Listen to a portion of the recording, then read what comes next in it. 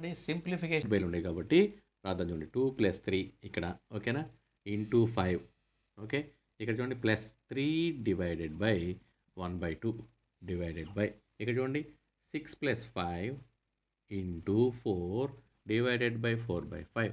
ఇవి వెళ్తే ఏమవుతుంది ఇక్కడ ఇంటూ అయిపోద్ది అనమాట. ఇక్కడ ఈ రెండు కూడా యాడ్ చేసేసుకుంటే ఇక్కడ మనకి బ్రాకెట్లోది 2 + 3 5 ఇంటూ 5 + 3 ఇంటూ ఇది తిరగబడుతుంది అనమాట 2/1 అయిపోద్ది ఓకేనా 1/2 వల్ల. ఇక్కడ చూడండి 6 + 5 ఇంటూ 4 ఇంటూ 5/4 4 4 క్యాన్సిల్ అయిపోద్ది.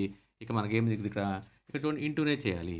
25 ప్లస్ ఇక్కడ 6 డివైడెడ్ బై ఇక్కడ చూడండి 6 plus 5 5s are 25 that is equal to 31 divided by 31 cancel అయిపోతే that is equal to answer is 1 ఓకేనా option B. So answer is option B easy. Completion of incomplete pattern ప్రాబ్లమ్ను ఈజీగా చేయటం ఎలా? ఇక్కడ ఇచ్చినటువంటి ఈ పార్ట్ ఇక్కడ ఎలా ఉండాలి, ఈ పార్ట్ని మనం కంప్లీట్ చేయాలి. చూడండి ఇలా కంప్లీట్ చేయాలంటే దీన్ని ఇక్కడ దాకా చేసి దీన్ని ఇలా చేసి ఇక్కడ చేసి దీన్ని మధ్యలోకి మార్చాలి. చూడండి ఇది మనకు కావాల్సినటువంటి పార్ట్. ఇలాంటి పార్ట్ మనకి ఆప్షన్స్ ఏబిసిలో ఎక్కడ ఉంది? ఆప్షన్ ఏలో ఇక్కడ గీత ఉంది ఇక్కడ. సో ఇక్కడ గీత లేదు ఇక్కడ కాబట్టి ఆప్షన్ ఏ కాదు. ఆప్షన్ బిలో అసలు పార్ట్ రాలేదు. ఆప్షన్ సిలో చూడండి ఆప్షన్ సిలో ఇక్కడ 2 గీతలు ఇచ్చేసాడు.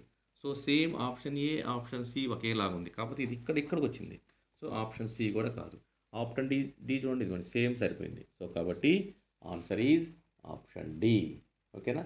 కంప్లీట్ చేయవలసిన పార్ట్ని మనం పెన్సిల్తో కంప్లీట్ చేసి అది ఆప్షన్లో ఉందో లేదో గుర్తించాలి.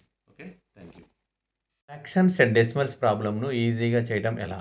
చూడండి ఒకసారి ఇక్కడ 7 ఇంటూ 2 1/4 చూడండి ఇక్కడ 2 1/4 ఏం చేయాలి? ఇది మిక్స్డ్ ఫ్రాక్షన్ని మార్చేసేయాలి. చూడండి 7 ఇంటూ 4 2s are 8 + 1 9/4 ఏమి లేకపోతే ఇక్కడ 1 ఈ రెండింటిని పైన ఉన్నటువంటి నామినేటర్లో ఉన్నటువంటి రెండింటిని మనం ఇంటూ చేసుకోవచ్చు. 7 9s are 63 డివైడెడ్ బై 4 దీన్ని మనం ఏం చేయాలి? డివిజన్ చేయాలి. చూడండి 4తో డివిజన్ చేస్తే 4 1 is 4 ఎంత వచ్చింది మనకి? చూడండి ఇక్కడ 15 3/4 సో ఆన్సర్ ఈజ్ 15 3/4 ఓకేనా. కానీ మనం 7 2s are 14 1/4 వేస్తాం. ఇది కాదు 15 3/4 so answer is 15 3/4 option C. ఇలా మాత్రమే చేయాలి, ఇంటూ చేయకూడదు. ఫస్ట్ స్టార్టింగ్లోనే 7 2s are 14 వేయకూడదు. దీన్ని మార్చేసి తర్వాత చేయాలి ఓకేనా. డిస్టెన్స్ ప్రాబ్లమ్ను ఈజీగా చేయడం ఎలా?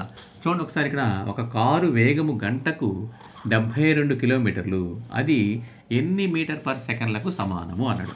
సో వేగము ఈజ్ ఈక్వల్ టు ఇచ్చాడు మనకి. వేగము ఈజ్ ఈక్వల్ టు 72 km/h అంటే 72 km/h గంటలు. దాన్ని మీటర్ పర్ సెకండ్లోకి మార్చాలంటే ఇచ్చిన దాన్ని 5/18తో ఇంటూ చేయాలి. కాబట్టి 72 ఇంటూ 5/18 18 దీంట్లో 4 టైమ్స్ పోద్ది 20 4 5 20 మీటర్ పర్ సెకండ్.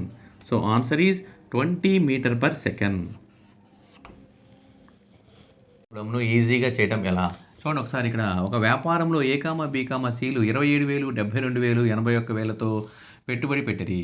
సంవత్సరాంతమున వారికి వచ్చిన లాభంలో ఏ వాటా 12,000 అయినా మొత్తము లాభము ఎంత? చూడండి A/B/C మొత్తము 12 నెలలు చేశారు కాబట్టి క్యాల్కులేషన్ చేసేస్తే చూడండి 9 1 9 3 27 9 8 72 9 9 81 3:8:9 ఏ వాటా ఏ అంటే 3 అనగా 12,000 అయితే మొత్తం వాటాలు మొత్తం ఎంత లాభం వచ్చిందంటే మొత్తము ఈజ్ ఈక్వల్ టు 20 అనగా ఎంత?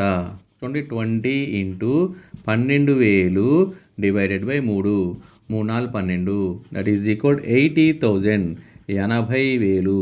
So answer is 80,000.